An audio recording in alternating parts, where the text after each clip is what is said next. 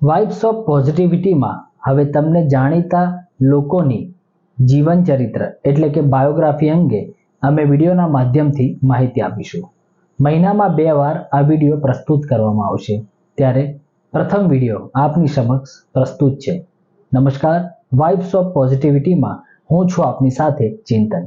આજે વાત કરીશું 19મી સદીમાં સ્ત્રીઓના અધિકારો, અશિક્ષા, છૂત અછૂત, સતી પ્રથા અને બાળ વિવાહ અને વિધવા વિવાહ જેવા કુરિવાજો સામે લડત આપનાર દેશના પ્રથમ મહિલા શિક્ષિકા વિશે.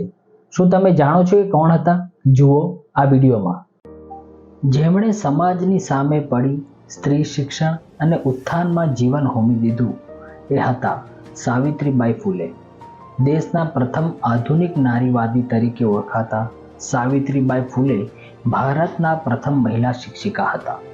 આજે પણ દેશની મોટા ભાગની મહિલાઓ એ વાતથી અજાણ છે કે જો આજે તેઓ શિક્ષિત છે, રોજગાર માટે લાયક છે, સમાજમાં પોતાનો અધિકાર લડવા માટે અવાજ ઉઠાવી રહી છે, તો તે કોના પ્રયત્નોથી આ શક્ય બન્યું? આદર્શ વ્યક્તિત્વ ધરાવતા સાવિત્રીબાઈ ફૂલેના કારણે. તેમને દેશના પ્રથમ મહિલા શિક્ષિકા માનવામાં આવે છે. સાવિત્રીબાઈ ફૂલેનો જન્મ 3 જાન્યુઆરી 1831ના રોજ મહારાષ્ટ્રના નાયગાંવ ગામમાં થયો હતો. તે લક્ષ્મી અને ખંડોજી નેવેશે પાટીલની સૌથી મોટી પુત્રી હતા. માત્ર 9 વર્ષની નાની ઉંમરે તેમના લગ્ન પૂનાના રહેવાસી મહારાષ્ટ્રના મહાન સમાજ સુધારકમાં એક એવા જ્યોતિબા ફૂલે સાથે થયા. લગ્ન સમયે સાવિત્રીબાઈ ફૂલે સંપૂર્ણ રીતે અભણ હતા. બીજી બાજુ તેમના પતિએ પણ 3 ધોરણ સુધી જ અભ્યાસ કર્યો હતો. તે યુગમાં જ્યારે તે ભણવાનું સપનું જોતી હતી ત્યારે દલિતો સાથે ઘણો ભેદભાવ થતો હતો. તેમણે મહિલાઓને શિક્ષિત કરવા માટે પણ પ્રણ લીધા હતા, જેને લઈને તેમને જાત બહાર કરી દેવાયા હતા. જોકે બાદમાં તેમણે જ્યોતિબા રાવ સાથે મળીને 18 કન્યા શાળાઓ ખોલી હતી. વર્ષ 1848માં મહારાષ્ટ્રના પુણેમાં દેશની પ્રથમ કન્યા શાળાની સ્થાપના કરી. બીજી બાજુ 18મી શાળા પણ પુણેમાં ખોલવામાં આવી હતી. એવું કહેવાય છે કે જ્યારે સાવિત્રીબાઈ ફૂલે શાળાએ જતા ત્યારે લોકો તેમના પર પથ્થર ફેંકતા હતા, તેમના પર છાણ પણ ફેંકતા હતા. સાવિત્રીબાઈએ તે જમાનામાં છોકરીઓ માટે શાળા ખોલી, જ્યારે છોકરીઓને ભણાવવી ગણાવવી યોગ્ય નહોતું કહેવાતું. સાવિત્રીબાઈ ફૂલે કવિયત્રી પણ હતા. તેમને મરાઠીની આદિ કાવ્યત્રી તરીકે પણ ઓળખવામાં આવે છે. એટલું જ નહીં, સાવિત્રીબાઈએ 19મી સદીમાં અસ્પૃશ્યતા, સતી, બાળ લગ્ન અને વિધવા વિવાહ પ્રતિબંધ જેવા દૂષણો સામે તેમના પતિ સાથે મળીને ઘણું કામ કર્યું હતું.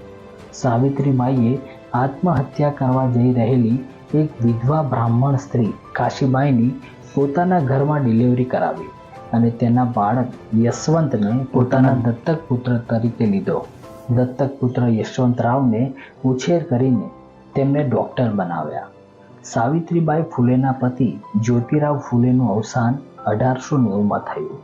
ત્યારે સાવિત્રીબાઈએ તેમના અધૂરા કામ પૂર્ણ કરવાનું પ્રણ લીધું. ત્યારબાદ 10 માર્ચ 1897ના રોજ પ્લેગના દર્દીઓની દેખરેખ કરવા દરમિયાન સાવિત્રીબાઈનું પણ અવસાન થયું. તેમનું આખું જીવન સમાજના વંચિત વર્ગો, ખાસ કરીને મહિલાઓ અને દલિતોના અધિકાર માટે સંઘર્ષમાં જ પસાર થઈ ગયું. તેમની એક ખૂબ જ પ્રખ્યાત કવિતા છે, જેમાં તે દરેકને વાંચવા અને લખવા માટે પ્રેરિત કરીને જાતિ તોડવાની અને બ્રાહ્મણવાદી ગ્રંથો ફેંકી દેવાની વાત કરે છે, જે મરાઠીમાં છે, જેનું અહીં ગુજરાતીમાં અનુવાદ કંઈક આ રીતે થાય છે. જાઓ જઈને વાંચો લખો, બનો આત્મનિર્ભર, બનો મહેનતી, કામ કરો, જ્ઞાન અને ધન એકત્ર કરો. જ્ઞાન વગર બધું ખોવાઈ જાય છે. જ્ઞાન વગર આપણે જાનવર બની જઈએ છીએ. તેથી ખાલી ન બેસો, જાઓ જઈને અભ્યાસ કરો. દલિત અને ત્યજી દેવાયેલા લોકોના દુઃખનો અંત લાવો. તમારી પાસે શીખવાની સંપૂર્ણ તક છે. આ વિડીયોમાં આપવામાં આવેલી માહિતી પુસ્તક અને અન્ય સમાચાર પત્રોમાંથી લેવામાં આવી છે. આશા રાખું છું કે તમને આ વિડીયો પસંદ આવ્યો હશે.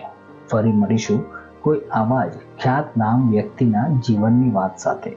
ત્યાં સુધી આપ સૌને રામ રામ.